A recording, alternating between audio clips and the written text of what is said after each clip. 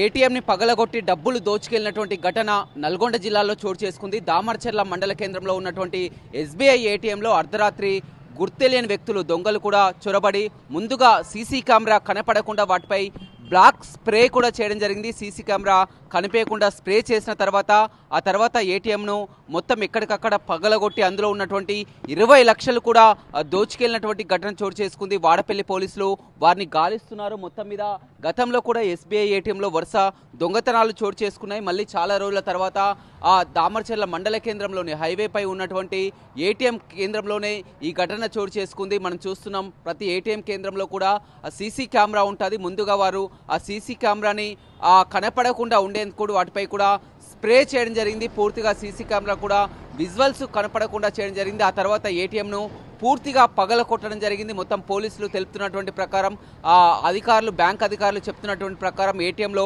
20 లక్షలు ఉన్నట్లు కూడా గుర్తించడం జరిగింది. హైవేపై పోలీసులు ఆ హైవేపై ఉన్నటువంటి టోల్ గేట్ల వద్ద కూడా ఆ విజువల్స్ని గమనిస్తున్నారు. చుట్టుపక్కలటువంటి సీసీ కెమెరా విజువల్స్ ఆధారంగా కూడా చూస్తున్నారు. గతంలో అంతర్రాష్ట్ర ముఠా జిల్లాలోకి ప్రవేశించింది. ఏటీఎం దొంగతనాలకు పాల్పడుతున్నట్లు కూడా గుర్తించడం జరిగింది. వారి పనే ఉంటున్నట్లు కూడా పోలీసులు గుర్తించడం జరిగింది. అర్ధరాత్రి సమయంలో ఈ ఘటన చేసినట్టు కూడా పోలీసులు గుర్తించడం జరిగింది. ఏదేమైనప్పటికీ కూడా ఇటీవల కాలంలో నల్గొండ జిల్లాలో దొంగతనాలు మితిమీరిపోతున్నాయనే చెప్పవచ్చు. అసలైన తొలి వెలుగు. ఫాలో వాట్సాప్ @తొలి వెలుగు అఫీషియల్.